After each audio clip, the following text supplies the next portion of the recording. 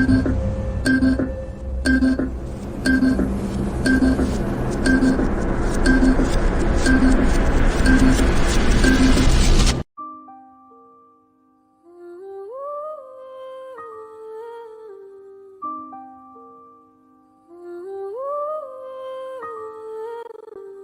a world shrouded in the darkness of tyranny, where truth is often a casualty and ignorance wears a crown, a new dawn is breaking.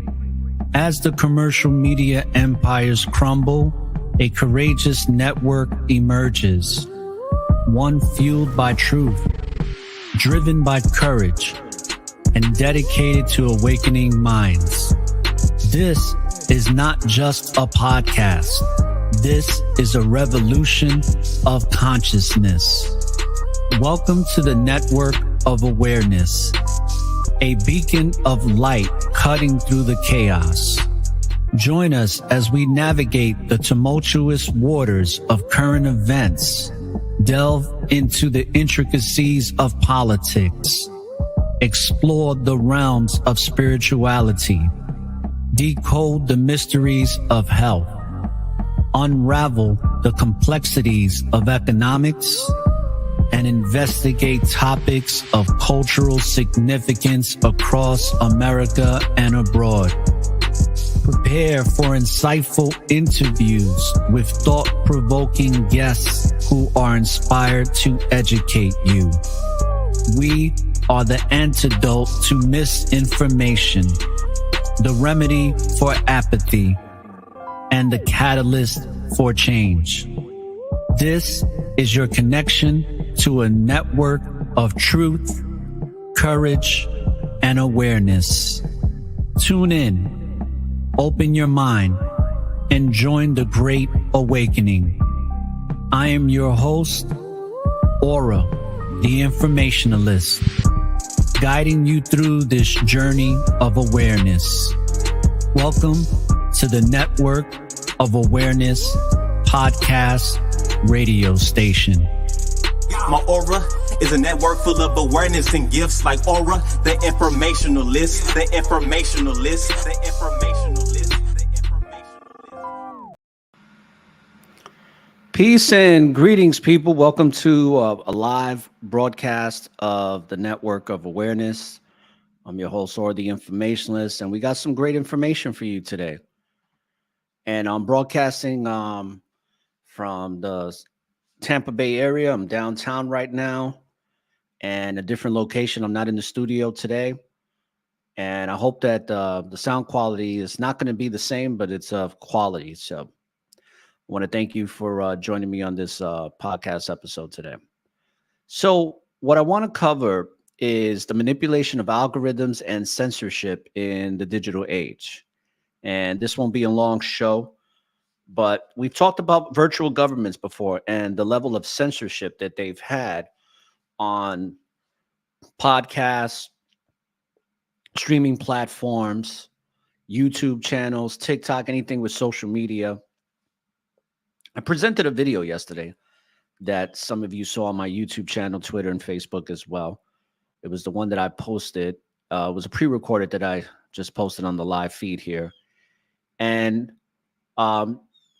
it was talking about nothing that is controversial, nothing that's radical. It was just talking about growing spiritually and getting rid of what's not serving us in our lives and what's not helping us to spiritually grow. And what's interesting is that once I posted it onto my TikTok page, it immediately got banned for violating community guidelines. Now, of course, it didn't say what community guidelines it violated. So I appealed it right away, said I was in disagreement with it, didn't even understand why something like that happened so quickly. But this is some of us that are bringing out truth information, we have a target on our backs. But there's ways to overcome it. And it's the way we have to do it is just like how grassroots organizations in the past were promoting services to the community. And it was through word of mouth and through that network in the streets, in the communities. And it's no different today with overcoming some of these algorithms. You can pay a lot of money if you have a marketing budget, which is going to cost you thousands of dollars, if not tens of thousands of dollars, to get your promotion out there and get your YouTube channels up, get your social media up, and all that good stuff. But some of us don't have tens of thousands of dollars just to put into a digital marketing budget. Hopefully one day we will. But at this current time, we have to do it at a grassroots level. Now, the reason why I bring that up is because I wanted to point out some things when it comes to this manipulation of algorithms by these big tech companies, and just point out some of the things that maybe you might be aware of or you might not be aware of. But it's important to be aware of these things and also to combat this overwhelming force by the big tech companies. Because even with the podcast that I have a publisher account. My publisher is with Spreaker, and I've had some issues with them in the way my podcast grows, which I noticed that other podcasts don't. So I know that there's ways to circumvent that, and those are the things that I'm trying to do as I speak right now on this broadcast. But there's a legacy of lies. This is a legacy of lies series, and as you can see on the bottom, manipulation of algorithms and censorship in the digital age. So I'm going to cover some things, and then I'm going to present a video. As you know, I've been doing these videos that I've been putting together that have transcription in them. So I'm going to keep that going. A lot of people have been telling me that they like it and they're very pleased with how the information is being brought out. It's very concise, very brief, straight to the point, and that's what we're going to be doing moving forward. Unless we have interviews, because some of my interviews are still going to go on for an hour and a half, 2 hours. Sometimes we'll have episodes for 3 hours. But for the most part, we're going to keep the content that's flowing consistently under the 30-minute mark for these podcasts, sometimes even under the 15-minute mark. So I just want you folks to be aware of that. But continue to support, continue to download. If you haven't downloaded or got us through Spreaker, follow us through Spreaker and download the shows through there. But at least, even if you follow us through Apple, Spotify, iHeartRadio, Pandora, podcast Addict, all these different platforms. There's so many different podcast platforms, but we're on all of them. But even if you follow us on there, follow us on Spreaker, because if you follow us on Spreaker, you can get the live shows when they're broadcasted audible. It's always good to get that. And it's free. It doesn't cost you a thing. So with that being said, first thing I want to cover is this article that I came across in my ground news. And there's two of them that I came across. And the first one being, it says, what are social media algorithms and how can they be manipulated? And it says that algorithms influence the content we see, whether online. They're the digital instructions or rules that social media platforms and feeds operate by. Now, while algorithms can improve our online experience, learning from our interests and behavior to show us what we most likely to engage in, many have also come under criticism for serving users negative, offensive, and harmful content, as well as content that doesn't really serve any purpose in bringing some type of knowledge or valuable information. It's really dumbed down, low vibrational frequency presentations of just some of the dumbest things that you can possibly witness, which seems to give a lot of people entertainment and they gravitate to. But that's by design. Now, another thing that has become an issue and has become popular up until present day, and even places like TikTok have influenced children to look at suicides and provide that as the algorithm feed once they set up an account, which is very interesting. And it's no different in this article and how it presents it when it talks about Molly Russell inquest. It says this has come into a sharper focus during the Molly Russell inquest. It says where a young girl took her own life after exposure to self-harm and suicide-related posts on her Instagram and Pinterest feeds. This is a very common thing. Molly Russell is not the only one that's done this. There's been multiple suicidal deaths on Facebook, on Twitter, on YouTube, on Instagram. And I don't know, I don't really think that they've put a stranglehold on it like they put a stranglehold in censorship, paralyzing people that bring out valuable, high quality content, especially if it's going against the societal norm of who these big tech companies are protecting when it comes to the healthcare system, when it comes to politics and politicians and government agendas. And that's not just here in the United Shenanigans of America, that's also across the world. Now, it says, as well as users potentially being influenced by platforms, algorithms, individuals and groups are also increasingly finding ways to use and manipulate algorithms for themselves and to spread their own, sometimes harmful messages. And see, this has caused a lot of polarization, which we're going to get into. And it says, here's what you need to know. The data we provide by interacting with platforms and websites or via cookies downloaded as we browse online give their algorithms information on everything: where we live, our favorite artists, our hobbies, interests, political preferences, or ideal holiday destinations. And this has been paramount for the CIA as well as the FBI. And it's not a coincidence that the CIA and FBI paid Mark Zuckerberg and Facebook, now known as Meta, billions of dollars, if not millions or billions of dollars, to have this information. Because a long time ago, I think it was back in 2015 or 16, it was stated by the FBI that it took down the workload by 85%. So all the work that they had to do was basically taken care of by just with Facebook. So now if somebody or person of interest that they wanted to investigate was somebody that they wanted to look into, they just can go on their Facebook page and find out everything that they need to know, especially their behavioral patterns. So they know where they go, where they can find them. And it's just made life a lot easier. And because of the dumbing down of society, you have a lot of these younger generations doing criminal acts on Facebook and getting caught literally within 15 to 20 minutes after they post a video, which to me is insane, and how dumbed down some of these kids are these days. So it says, by gathering information about us, algorithms can predict what kinds of content, advertisements, and service recommendations we most likely to read, watch, buy, or share.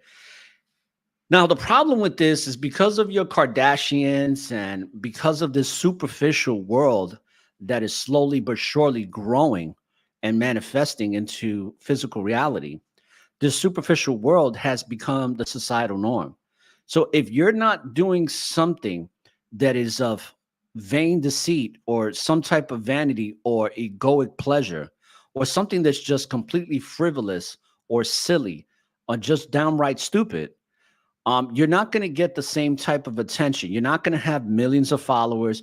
You're not going to be in these algorithmic feeds influencing the masses, because it's not profitable to have intellectual, thought-provoking, critical thinking information. And even though there's many journalists, many podcasts like myself that are doing that, we're not even closely or remotely getting the same type of attention or having that algorithmic allowance or privilege to be recognized by the masses of people around the world. But that's okay, because through that grassroots manipulation, meaning that we can polarize for the direction of our information to go a certain way based on us sharing content amongst each other, making comments, sharing each other's information on our storyboards, on our feeds, and continuously doing that. No different than what what's his name, Tate did. And what Tate did was he had his Hustlers University, and he basically got everybody who joined his Hustler University to promote and share his videos across many different platforms around the world. Now it says the underpins business models for many social platforms is a platform best interest to keep us as users involved in scrolling, by showing posts we're inclined to interact with. While this can definitely bring some benefits, introducing us to content which is relevant, entertaining, or interesting. And that's the big thing. Everybody's entertainment. A lot of people have been socially conditioned to not think. So it's been this group think mentality where most people do not think for themselves. Most people can't have critical thinking. That's why they were able to bring out this scandemic and basically put the veil over a lot of people's eyes. Until present day, at this very moment, people are still suffering from the poor choices that they made by this mass media frenzy that promoted it as something positive and benevolent that was going to help you and keep you safe. And that was so far from the truth. Now, it says that research shows that, for instance, that users are more often compelled to click or engage with content which is inflammatory or radical. Why does that not surprise me?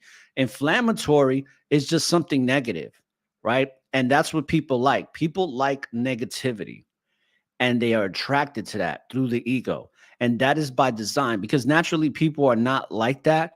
But because we've been so much socially conditioned to be that way, that is now the societal norm. Now, some believe this is contributing to society gradually. Absolutely. More and more polarized via phenomenon discussed on the Tech Shock podcast. And these are the types of things we have to do, where we share our podcasts, put them in articles and stuff like that. And that's one of the reasons why I'm sharing my blogs across multiple platforms, so that people can become more aware of the network of awareness. Now, let's take a look at polarization, because this is very important. What does mean if something is polarizing? To cause something, especially something that contains different people or opinions, to divide into completely opposing groups. The issue has polarized the nation. Right now, we've been polarized, but the polarization is going to increase in ways that we've never seen before in 2024. And I'm making this prediction because it's already, you can already see it coming with this whole election with Democrat versus Republican. Now that Trump is back in the race, I did a presentation on the Trump deception. We're going to see that polarization worse than when we saw it in 2016, and worse than even in 2020. It's going to be on a level that we've never seen before. And it's going to cause a lot of chaos, and a lot of violence is going to develop or envelop from that. Now, it says social polarization is the segregation within society what emerges when factors such as income inequality, real estate fluctuations, and economic displacement result in the differentiation of social groups from high income to low income. And don't forget about racism, right? Because racism is another big deception. And that's going to be another one that's polarized coming this election in 2024. So there's a lot of things that we have to be aware of and not really give it a lot of attention or get caught up in. Now, going back to the article that I was reading in regards to the algorithm manipulation through big tech, it says ultimately what most worrying is that algorithm interprets such interactions to mean that what you want to see more of the same type of post, even when they're upsetting, misleading, or harmful. And that's where hate speech and radicalization come in. And it says, by mistaking intrigue for endorsement, algorithms can work subtly to influence our task or preferences. And this has become something that is very polarized, but it's been something that's been used against the truth community. Because now if I bring out, or any of the people I've been affiliated with or I've interviewed on my show that have gone through similar things, for one example is John Kerwin with his YouTube channel, being called a conspiracy theorist. And we've covered this many times. What they do now, just like what happened to me yesterday when I posted my video on TikTok, that, you know, they got put back on within 15 minutes, which just goes to show how bogus it was. But just that alone, when it comes to hate speech, There has been hate speech, but what they've done is they've taken the truth to be hate speech and the actual ignorant hate speech to be truth, in the sense that it actually gets a limelight. It actually becomes glorified. It goes viral. And that's what people are getting to watch and seeing it come up on their feeds more than anything else. But the people that are bringing out quality information, especially like one of my guests and friends, Jan Wade, who is needle. We can't say certain words on here, right? So we're gonna say that she's had issues with the okie dokie pokey when she was younger, and she's still suffering health wise because of it. And she has, I mean, a crazy amount of medical bills and just an overall life that is very challenging from the moment she wakes up to the moment she goes to sleep. And what she's been doing is she brings out a lot of stuff on Instagram, but a lot of the information that she brings out does not get its proper attention. And even the people that are going in front of Congress and the Senate and all of these organizations presenting this information, as much as they're bringing it out to the general public, it's still being suppressed, because not only the big tech, but big pharma companies are supporting this with billions of dollars to suppress this information. We've seen a censorship and a suppression since 2020 and present day that modern day society has never seen in its lifetime. This is something that is brand new. We've never seen it at this level. There's been levels of it in the past, even in the days of Rome, right? Because if you think about people like Machiavelli, who really taught about how to deceive the people, there were people battling against them. And I'm going to do a really great presentation on that. It's going to be a series about the man who opposed Machiavellian ways and really exposed it and started waking up people. But a lot of times, even like back in the days and in present day, those types of people that bring out that information and expose all the lies so that we can better understand the truth, many times they get poisoned or something happens to them, or they get discredited. They get made to look like they're insane and like they're crazy, and they're shamed, embarrassed, and a whole bunch of lies are put on them for people to believe in. And then all the information they bring out gets quelled, nullified, and suppressed. And it's no different today. The same exact things are happening today. So let's go into another article here that I have that I want to get into real quick. And this particular one is called How to Redesign Social Media Algorithms to Bridge Divides. And then this is an article by Luke Thorburn and Aviv Oyada. All right. So these are the authors of this. And what it basically says is that social media platforms have been implicated in conflict of all scales, from urban gun violence to the storming of the U.S. Capitol building on January 6th and civil war in South Sudan. Scientifically, it is difficult to tell how much social media can be blamed for one-off incidents.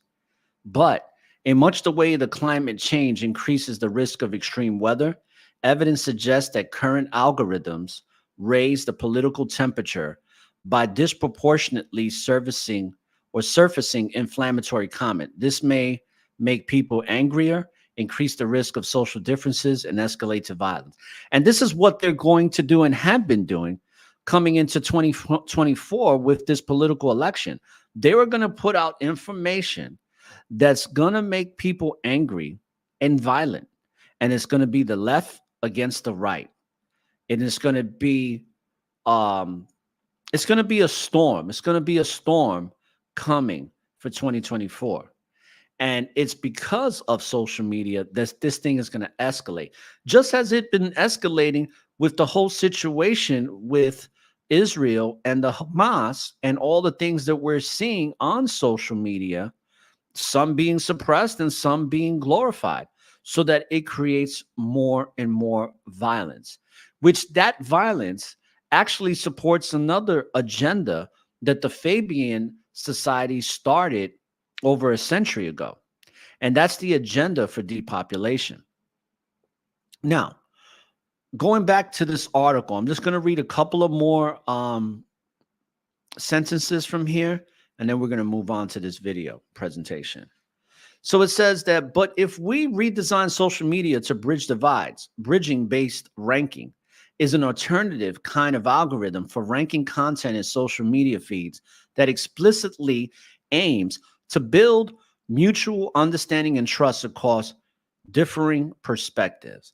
And that, that's in an ideal world, but it's not profitable for the big tech and for these oligarchs that have power structures through divide and conquer. So the only way they can keep sustainability within the power structure that they have is through creating divisions and making people look at each other as separate from each other, which really enhances the egoic nature of man to look at themselves as somewhat different. And that's been the age-old deception for millennia. Now it says the core logic of bridging base ranking has already been used on Facebook and X, formerly known as Twitter, albeit known in the main feed.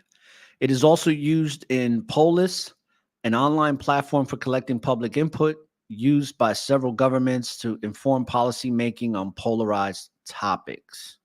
It says there are many open questions, but evidence from existing uses of bridging base ranking suggests that changes to algorithms may reduce partisan animosity and improve the quality of inclusiveness online interactions. And this is an ideal situation. Do I think it's going to happen? Absolutely not. Because if that was the case, it would. But the way to circumvent this is by supporting each other collectively and posting and sharing each other's content as much and as consistently as possible so that the algorithms can change and that polarization can now work in our favor. Now,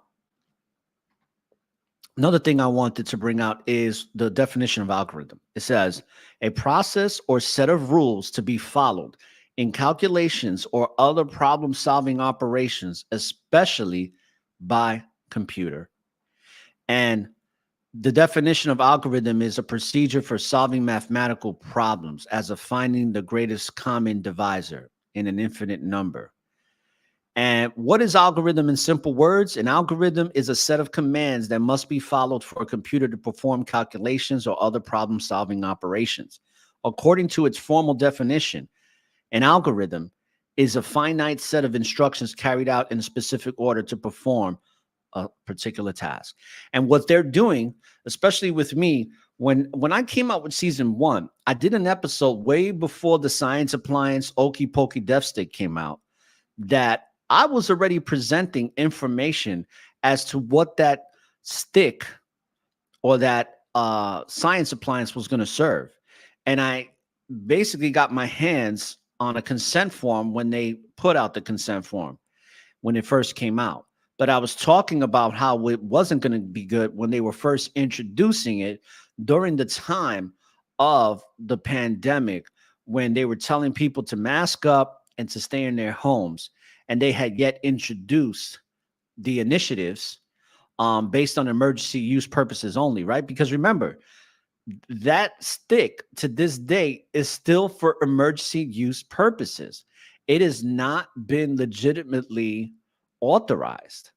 But what I find interesting is that other Okey Pokey sticks have been authorized for everything under the sun, to, Crohn's disease, to asthma, and everything else you could possibly think of.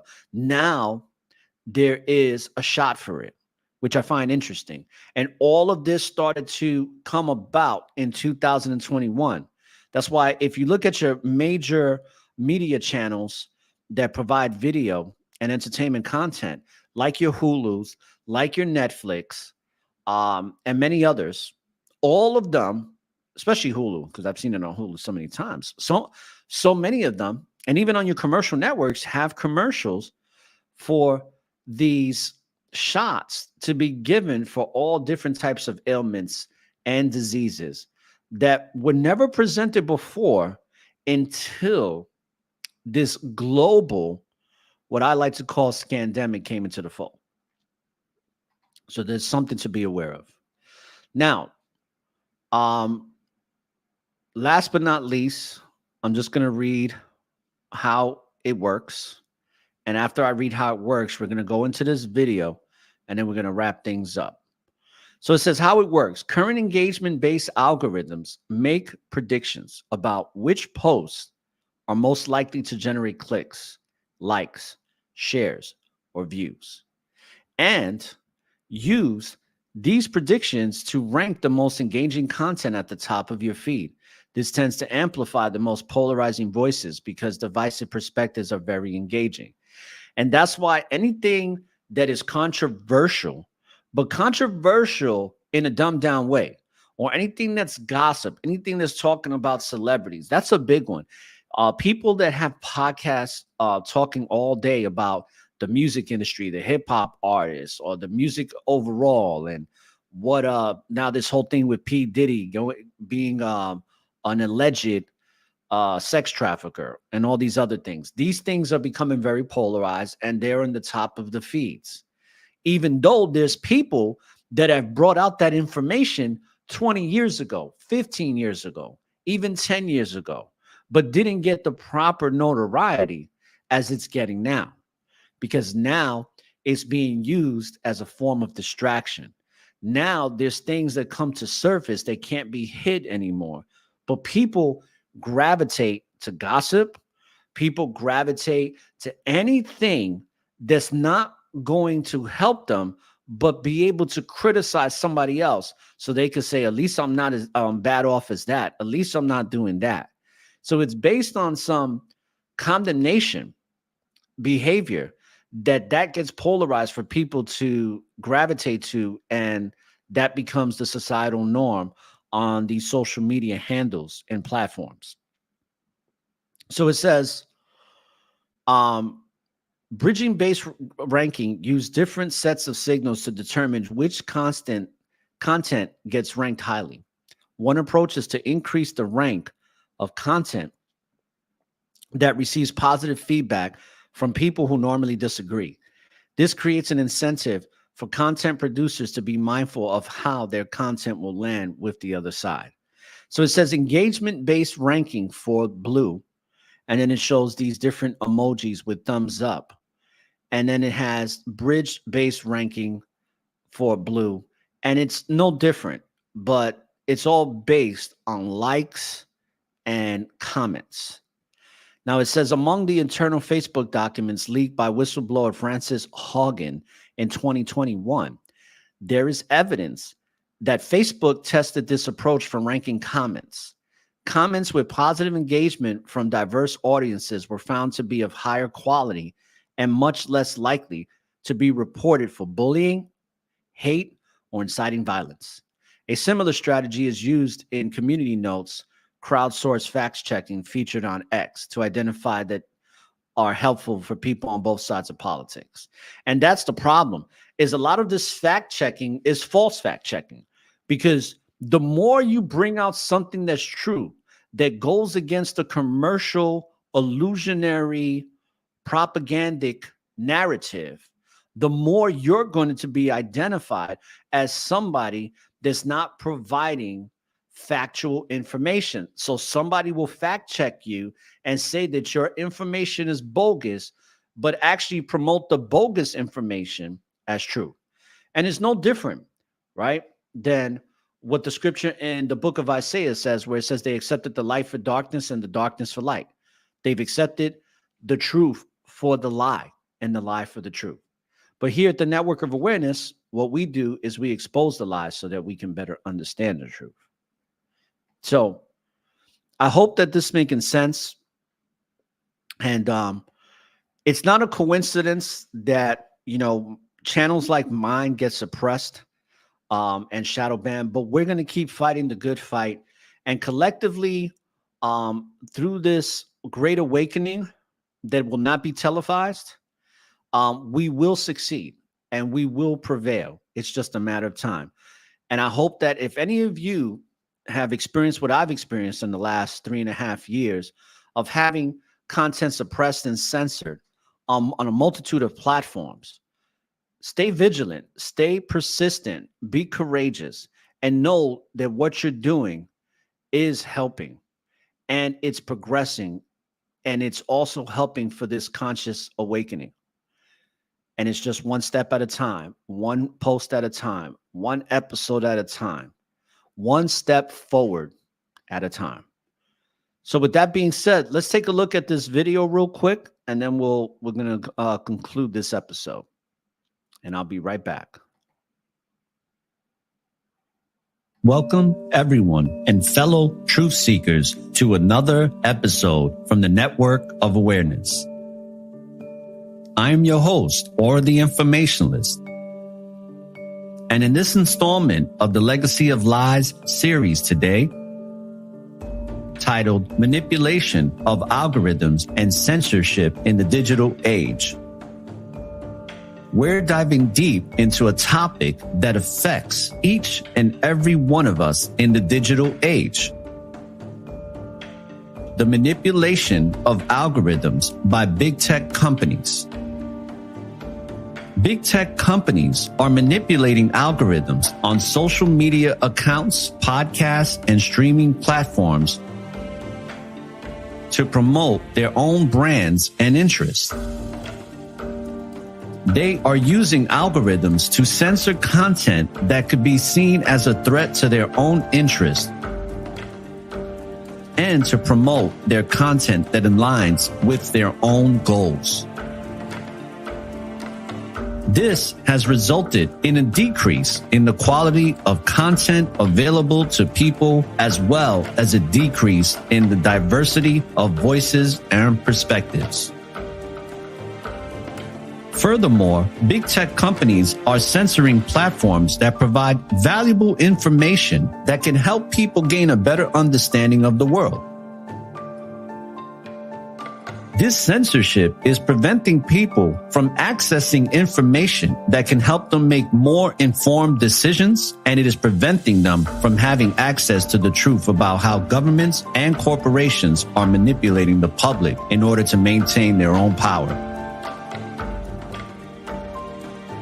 By censoring these platforms, big tech companies are essentially keeping people ignorant and thinking on low-level vibrations.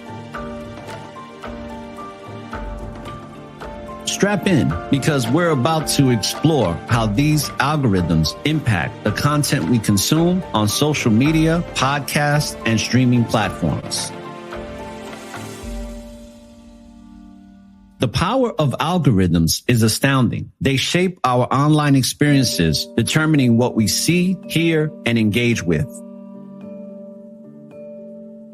Big tech companies, with their vast resources and influence, have harnessed this power to serve their own interests.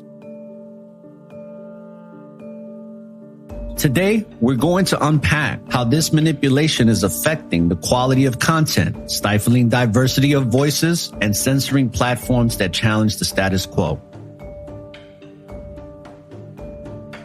Let's start with the basics. Algorithms are the invisible hands that guide our digital interactions. They analyze our behavior, preferences, and engagement patterns to curate a personalized experience.